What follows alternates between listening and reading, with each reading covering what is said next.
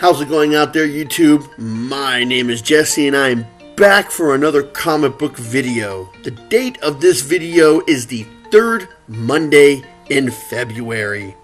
Now, for those of you who aren't aware, the third Monday in February is when we have President's Day, so it is a floating date. For this video on President's Day, I figured that I would do another Golden Age hero, and I was going to pick a patriotic one, but I wasn't sure which one to do. There are an inordinate number of them. I had a request from one of my subscribers, Bucky749, and he requested that I do one on the Fighting Yank, and I thought, that sounds like a wonderful idea. And for any of the other people who may be watching this, you don't have to be a subscriber. If there's anything that you'd like to see, top 10 Golden Age, something like that, you can go ahead and leave a comment, and I'll try and get to it as soon as I can. I love doing requests. So this video is going to be a holiday, or well, I'll say request holiday Golden Age spotlight video, all wrapped up into one. And I have the time stone to take us back in time to what we need for the Golden Age. So, let's activate the time stone. Okay, that didn't work. Yeah, let's try again. I'm new with this. And there we go. Perfect. Now that we're back in time, let's go ahead and review this Golden Age hero, the Fighting Yank. And just like my review of Catman and a few others, this is going to be an in-depth dive from where he started at to where he's appeared most recently.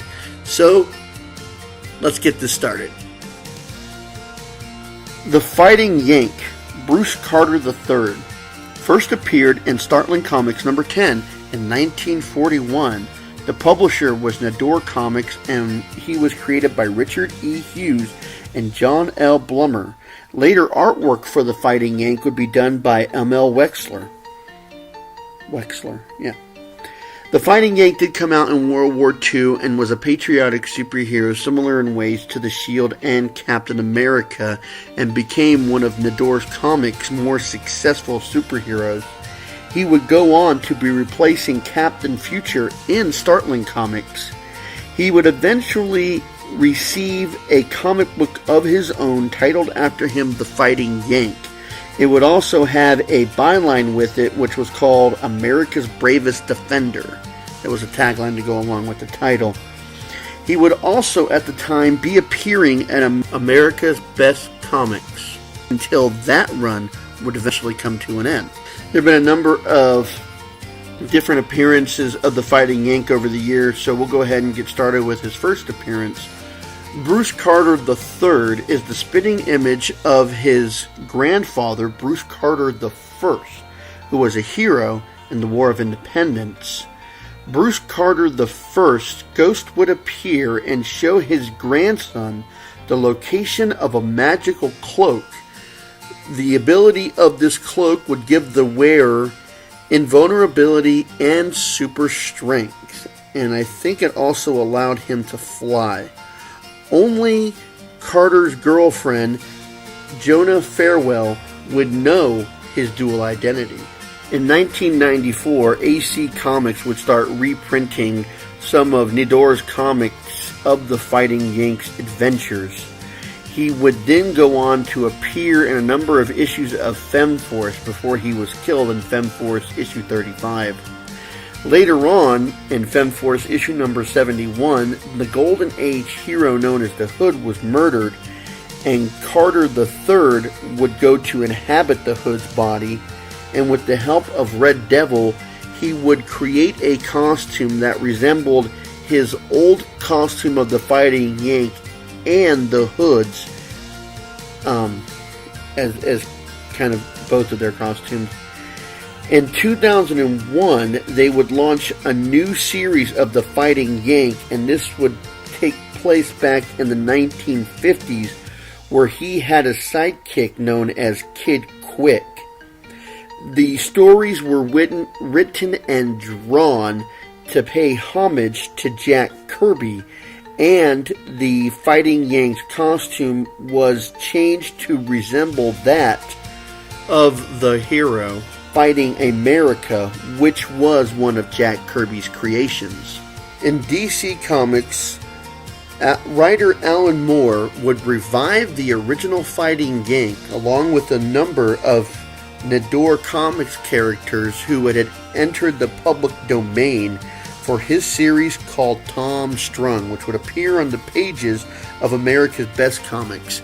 In issue number 12, it was revealed that the Fighting Yank was a member of Smash, which was a superhero group that was placed in suspended animation after extraterrestrials from the moon attacked in 1969. After 30 years, the Fighting Yank and his former comrades would all be awoke to fight the extraterrestrials, and he was killed fighting the aliens and would be succeeded for the role by his daughter Carol. In 2007, Dynamite Entertainment would come out with a comic book series called Project Superpowers, and the Fighting Yank would be revived along with a number of other comic book superheroes from the Golden Age that was in the public domain, not just from the Nador Comics. In World War II, the Fighting Yank was ordered to retrieve Pandora's box, which was actually an urn.